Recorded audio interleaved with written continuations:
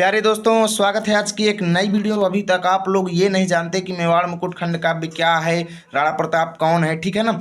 तो बस आज की वीडियो अंत तक देख लो, इनका पूरा चरित्र चित्रण आप आसान तरीके से समझ जाएंगे और कितना बोर्ड एग्जाम में लिखेंगे तो आपको फुल मार्क्स मिलेगा, पूरा डिटेल में बताऊंगा। तो चलिए बिना देरी के वीडियो को शुरू करते हैं। तो देखिए, एग्जाम में ऐसे ही क्वेश्चन आएगा कि मेवाड़ मुकुट खंड काव्य के आधार पर महाराणा प्रताप जी का चरित्र चित्रण लिखो। तो आप लोग क्या करेंगे, सबसे पहले मेवाड़ मुकुट खंड काव्य ऊपर लिख देंगे काले पेन से, ठीक है, स्केच का यूज नहीं करेंगे। और उसके नीचे जस्ट लिखेंगे राणा प्रताप का चरित्र चित्रण, ठीक है।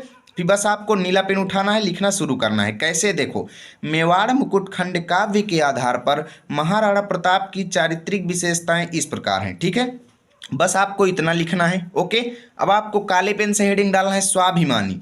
अब आगे लिखेंगे कि महाराणा प्रताप एक स्वाभिमानी महापुरुष थे, उनकी नस नस में स्वाभिमान समाया हुआ है, ठीक है ना। उन्हें अपनी जाति, कुल और देश पर गर्व था, यानी अभिमान था, ठीक है। स्वाभिमान के कारण वह मेवाड़ की मुक्ति के लिए यानी आज़ादी के लिए वो जीवन भर संघर्ष करते रहे, ठीक है। बताइए, अगर कुछ रटने की ज़रूरत है दोस्तों, आप 10th में पढ़ रहे हैं, इतना तो आप बिल्कुल ही बना करके लिख लेंगे। देख लीजिए कितना सिंपल शब्दों में लिखा गया है, ठीक है। अब उसके बाद आपको अगली हेडिंग डालना है दृढ़ प्रतिज्ञ, यानी कठोर प्रतिज्ञा करने वाले। इसमें लिखेंगे कि राणा प्रताप दृढ़ प्रतिज्ञ थे, ठीक है। वह अपने संकल्प को बार बार दोहराते हैं। वह प्रतिज्ञा करते हैं कि जब तक शरीर में श्वास है, यानी जब तक, देखिएगा ये सीटी वाला सा है, ठीक है ना, इसको सही कर लीजिएगा। जब तक शरीर में श्वास है, मेवाड़ की भूमि को स्वतंत्र करके रहूंगा, ठीक है। बताइए, अगर कुछ रटना पड़े, इतना आपको लिखना है। अब आपको अगली हेडिंग डालना है देशभक्त। देखिएगा, चरित्र चित्रण लिखते समय हमेशा आपको, कोई व्यक्ति कितना भी बुरा हो, आपको उसकी अच्छी क्वालिफिकेशन लिखना पड़ता है, ठीक है ना, अच्छी विशेषताएं लिखेंगे ताकि जांचने वाले को आपका अच्छा लगे चरित्र चित्रण और अच्छा नंबर मिले, ठीक है ना। देखिए, देशभक्त में लिखेंगे कि महाराणा प्रताप में देश प्रेम कूट कूट कर भरा था। वे मेवाड़ की मुक्ति के लिए अरावली, ठीक है ना, अरावली की घाटियों में भटकते हुए भी अपने लक्ष्य से विचलित नहीं हुए। अरावली की घाटी आप लोग जानते ही होंगे, ठीक है ना। अपना सब कुछ खो कर भी वे अपनी मातृभूमि मेवाड़ की रक्षा के लिए कृत संकल्प थे, ठीक है। इतना आपको लिखना है इस हेडिंग में। अब दोस्तों, आपको अगली हेडिंग डालना है वीर योद्धा या फिर साहसी योद्धा, ठीक है ना। इसमें लिखेंगे कि राणा प्रताप एक महान और वीर योद्धा थे।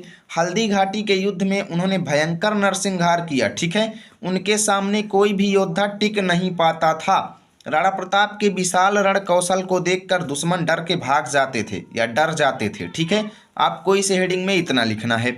अगली हेडिंग आपको डालना है, देखिए, कम से कम आप 5 हेडिंग लिखेंगे, ज़्यादा से ज़्यादा आप 6, 7, 8, 10 जितना लिखना चाहो लिख सकते हो। लेकिन मेरे हिसाब से आपको टोटल 5 हेडिंग लिखना है ताकि आपको फुल मार्क्स भी मिले, क्योंकि ये 3 नंबर का प्रश्न आएगा, इसमें आपको 80-85 शब्द लिखने पड़ेंगे, ठीक है ना। तो धैर्यवान अगली हेडिंग, इसमें लिखेंगे कि महाराणा प्रताप निर्भीक, साहसी और धैर्यशाली थे, ठीक है। वे कष्टमय जीवन बिताते हैं फिर भी शत्रु के सामने सिर नहीं झुकाए।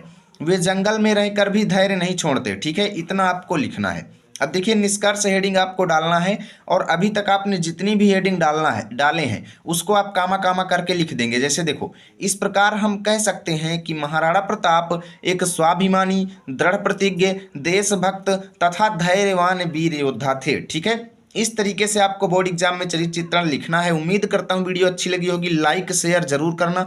आप में से काफ़ी ज़्यादा लोगों को इसकी पीडीएफ की ज़रूरत है तो टेलीग्राम पर जाएं, लर्न विथ आरपी लिखें, मेरा चैनल आ जाएगा, वहाँ पर मैं इसकी पीडीएफ शेयर कर दूंगा, ठीक है ना। मिलेंगे आप सभी के साथ अगली वीडियो में, तब तक के लिए जय हिंद, जय भारत।